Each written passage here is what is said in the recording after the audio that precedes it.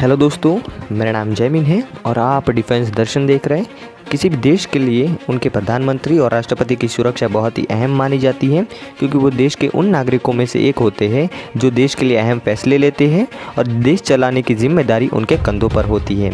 इसलिए उनकी सुरक्षा के लिए कुछ खास इंतज़ाम किए जाते हैं। उनकी सुरक्षा के लिए खास प्रकार के लोग होते हैं, खास प्रकार के यूनिट तैनात किए जाते हैं।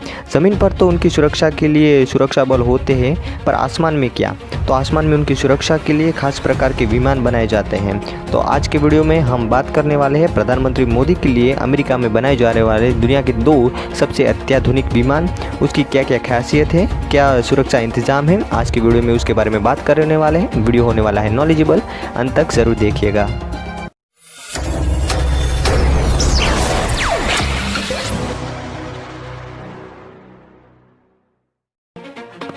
भारत के प्रधानमंत्री और राष्ट्रपति जिस प्लेन में सफ़र करते हैं उस प्लेन को एयर इंडिया 1 कहा जाता है। हाल फिलहाल भारत के पास कोई ऐसा एयर इंडिया 1 जो डेडिकेटेड भारत के प्रधानमंत्री और राष्ट्रपति को किया जा सके वैसा नहीं है। अब जब भी भारत के राष्ट्रपति और प्रधानमंत्री को कहीं विदेश दौरे पर जाना होता है वो एयर इंडिया को कहते हैं। एयर इंडिया कुछ मॉडिफिकेशन करके उन्हें प्लेन देता है। उसके लिए बोइंग 747-400S प्लेन का यूज़ होता है। कुछ उसमें मॉडिफिकेशन किए जाते हैं, बाद में उसे प्रधानमंत्री और राष्ट्रपति के विदेश दौरे के लिए यूज़ किया जाता है। और जब भी भारत के प्रधानमंत्री और राष्ट्रपति को दौरे पर नहीं जाना होता है तब वो प्लेन को एयर इंडिया अपने कमर्शियल विंग के लिए यूज़ करती है। इसलिए भारत के प्रधानमंत्री और राष्ट्रपति के पास कोई ऐसा डेडिकेशन प्लेन नहीं था। इसलिए 2018 में इस भारतीय गवर्नमेंट ने ये फैसला लिया कि भारत के प्रधानमंत्री के लिए ऐसा कोई डेडिकेटेड प्लेन होना चाहिए जो स्पेशल इसी पर्पज़ के लिए यूज़ हो। इसलिए गवर्नमेंट ऑफ इंडिया ने इसके लिए बोइंग 77 एयरक्राफ्ट को चुना। इसके चुनने के पीछे कुछ अपने रीज़न थे। इसमें GE के नए इंजन लगाए गए हैं जो इसे फ्यूल एफिशिएंट और काफ़ी लॉन्ग रेंज प्रदान करते हैं। ये एक बार फ्यूल भरने में बहुत ही लंबी दूरी तक उड़ान भर सकता है और साथ ही साथ ये एयरक्राफ्ट बड़ा है, काफ़ी लोगों को अपने साथ एकोमोडेट कर सकता है। भारत के प्रधानमंत्री के साथ उनके सिक्योरिटी पर्सनल्स होते हैं, साथ ही साथ कुछ डिग्नेटरीज होते हैं और कुछ नेता होते हैं। इसलिए बड़े प्लेन की आवश्यकता थी, तो इसीलिए बोइंग 77 एयरक्राफ्ट को चुना गया। अब बात करते हैं इस विमान में लगाए जाने वाले डिफेंसिव सिस्टम के बारे में जो इसे दुनिया का सबसे सुरक्षित और आधुनिक विमान बनाते हैं। इस लिस्ट में पहले नंबर पर नाम आता है LRSAM का, यानी कि large aircraft infrared counting measure. ये प्रणाली के अंदर विविध प्रकार के सेंसर होते हैं, जैसे कि मिसाइल चेतावनी sensor, laser transmitter assembly, control interface unit और इनकमिंग मिसाइलों का पता लगाने के लिए प्रोसेसर होते हैं। ये सेंसर विमान के विविध भागों में लगाए जाते हैं ताकि किसी भी ओर से होने वाले मिसाइल हमले को रोका जा सके। LRSAM प्रणाली पूरी तरह से ऑटोमेटिक होती है और इसे किसी भी प्रकार के मैनुअल ऑपरेशन की ज़रूरत नहीं होती है।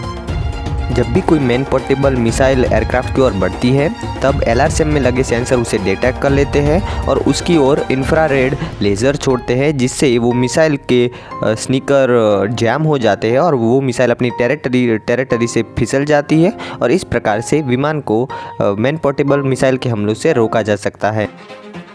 लिस्ट में दूसरे नंबर पर नाम आता है सेल्फ प्रोटेक्शन सूट का। इसका उपयोग दुश्मन के रडार की फ्रीक्वेंसी को डाइवर्ट करना और हीट डिमांडिंग मिसाइल से होने वाले हमले को रोकने के लिए होता है।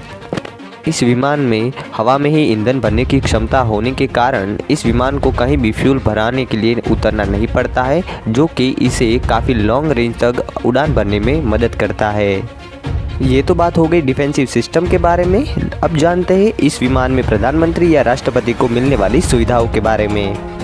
एयर इंडिया का बोइंग 747 है, जिसका हाल एयर इंडिया 1 के तौर पे यूज़ होता है। जब भी प्रधानमंत्री या राष्ट्रपति को विदेश दौरे पर नहीं जाना होता है तब एयर इंडिया इसे अपने कमर्शियल विंग के लिए यूज़ करती है। इसलिए उसमें ऐसी खास प्रकार के कोई इंतजाम नहीं किए जाते थे प्रधानमंत्री और राष्ट्रपति के कंफर्ट के लिए। लेकिन जो नया प्लेन है बोइंग 777-300ER, इसमें इस प्रकार के इंतजाम किए जाएंगे ताकि प्रधानमंत्री और राष्ट्रपति को फ्लाइट के दरमियान पूरा आराम मिले और उनके लिए इस खास प्रकार के रूम बनाए जाएंगे जिसमें वो फ्लाइट के दरमियान आराम कर सकते हैं। साथ ही साथ उनके जो अधिकारी होते हैं, डिग्नेटरीज होते हैं या कुछ और नेता होते हैं, उनके लिए भी खास प्रकार के कैबिन बनाए जाएंगे जिसमें वो इन फ्लाइट आराम कर सकते हैं और अपना काम भी कर सकते हैं। साथ ही साथ इस प्लेन में कुछ हाईटेक कॉन्फ्रेंस रूम भी बनाए जाएंगे। अगर किसी भी वॉर सिचुएशन या इमरजेंसी में प्रधानमंत्री को प्लेन में रहते ही देश को संबोधित करना पड़े तो उसके लिए भी खास इंतजाम किए जाएंगे।